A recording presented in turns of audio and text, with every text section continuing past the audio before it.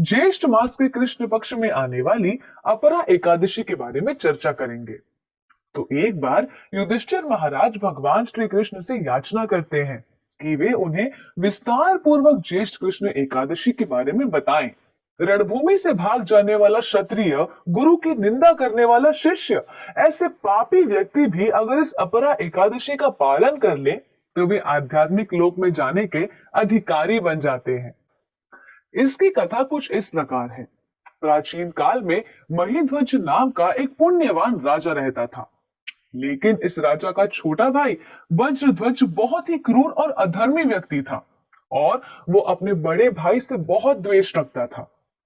इसी ईर्ष्या के प्रभाव से उसने एक दिन अपने भाई की हत्या करके उसके शरीर को एक पीपल के पेड़ के नीचे गाड़ दिया।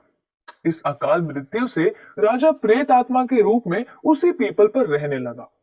एक दिन अचानक धौम्य नामक ऋषि इस स्थान पर से गुजर रहे थे। उन्होंने उस प्रेत को देखा और अपने तपोबल से समझ पाए कि क्या कारण से इसे प्रेत बनना पड़ा। करुणामय होकर उन ऋषि ने उस प्रेत को वृक्ष से नीचे उतारा और उसे परलोक विद्या का उपदेश दिया।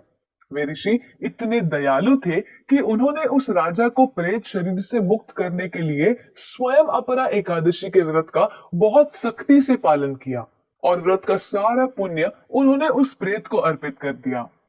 इस पुण्य के प्रभाव से राजा महीध्वज की प्रेत योनि से मुक्ति हो गई। ऋषि को धन्यवाद व्यक्त कर राजा दिव्य देह धारण कर स्वर्ग लोक चले गए। तो आप भी इस एकादशी के व्रत का पूरी निष्ठा और श्रद्धा से पालन करें।